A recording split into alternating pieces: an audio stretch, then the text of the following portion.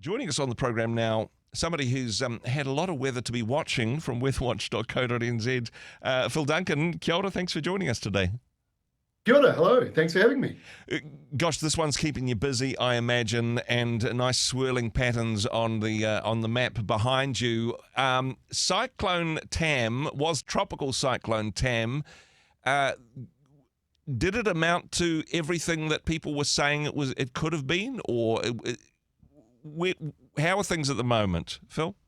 So from a weather forecasting point of view, and I don't want to speak for Met Service, but I'm pretty sure they will be in the same boat as me on this one, that the fact that this was named Tropical Cyclone Tam made it more probably confusing. Okay. Possibly actually has made the focus on the cyclone pretty big. In some ways that's good. It highlights the severe weather.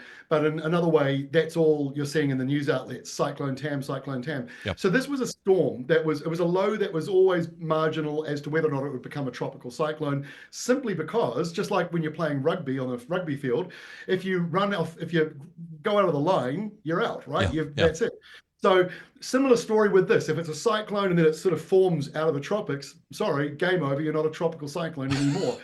Even if you're still a storm. Yeah. So I like the rugby analogy of the rugby player running with the ball. He's still a good rugby player, but if he steps out of that line, that's it. Yeah. So this storm was still a storm, but it crossed that line. It was always factored in. Whether or not it became a named tropical cyclone or not was never really important to me anyway. But what we're seeing today is this storm, a new storm that's formed out in the Tasman, northwest of New Zealand, and that's interacting with a very powerful high pressure system. And it's that high that's encouraging this, what I call a squash zone, this windy nor'easter that takes days to move through. And then you get wet weather with it as well. And the blocking high may well, for the North Island, continue that rain into places like Bay of Plenty and East Cape right through the weekend, while in the northwest corner of the South Island, the remnants of the low itself may also deliver rain for that area. So there's sort of two different areas separating out. And looking at the maps and some of the forecasts, there'll be people in New Zealand who are possibly thinking, well, that's just affecting Auckland and places where Aucklanders go on holidays. Who cares? It's not affecting me down in Southland or various other places. Is it pretty much a regionalised storm, or is it going to be tracking down the country, Phil? Yes, that's another reason why the cyclone thing is a frustrating thing, because people think of Gabrielle or they think of Bowler or Beta, and you think of this barrel of thing coming straight down and everyone in its way gets hit. This is not like that. There are two areas separating out. One is in the top of the North Island. The other one will be in the top of the South Island on the West Coast. The top of the South Island, West Coast, more of a rain event.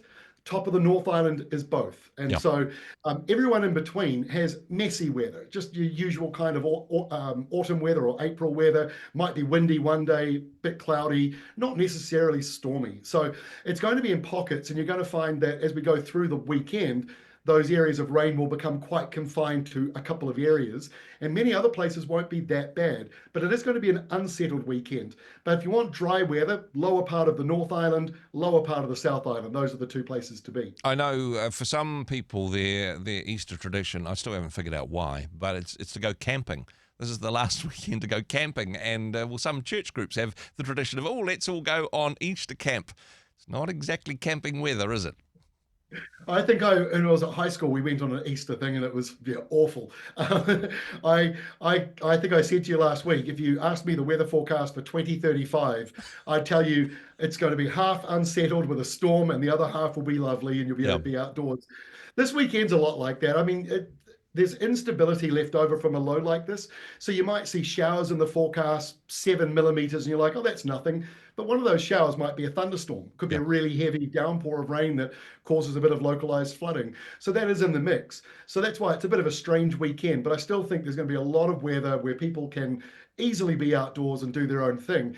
But as you say, a lot of people don't live at the top of the country, but a lot of people go on holiday there. So we've got more than half the country's population at the top of the North Island. And then you've also got a chunk of people going to the Nelson area, right? That's another popular place. So That's one of the downsides about the weather this weekend. Coromandel, East Cape, Gisborne, Bay of Plenty, those sorts of spots are going to be a little bit rough, at least to begin with anyway. Now, we have had some warnings and watches, I suppose, particularly on the severe gale winds. And yeah, there's been some events, there's been some trees knocked over, there's roads that have been blocked, there's people that have lost power, there's some poor people whose yachts have sunk. I mean, your heart goes out to them. Sorry, but actually, is there a serious aspect to this? Because we can have a bit of fun about it and go, oh gosh, isn't it awful to go camping? But is it still a little bit treacherous out there, Phil?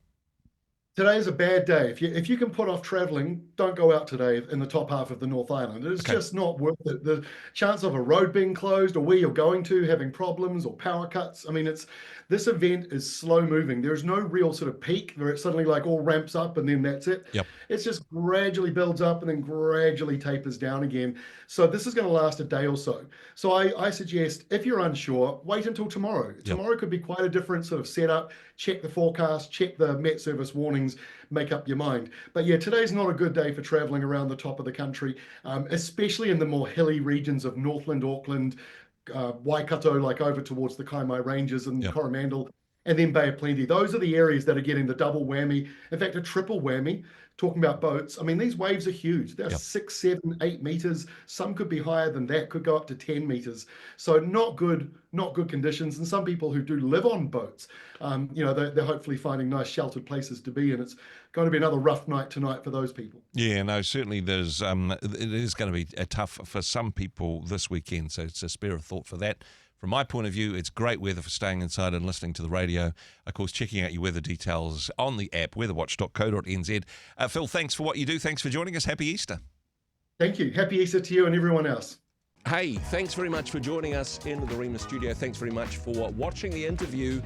It's kind of nice to have an audience, actually. And if you did like what you watched, then do give us a like, do give us the thumbs up. And if you'd like to see more interviews like that one, or perhaps even better, subscribe and those interviews will come straight to you. Don't forget to turn on your notifications, and we'll see you in the next one. Cheers.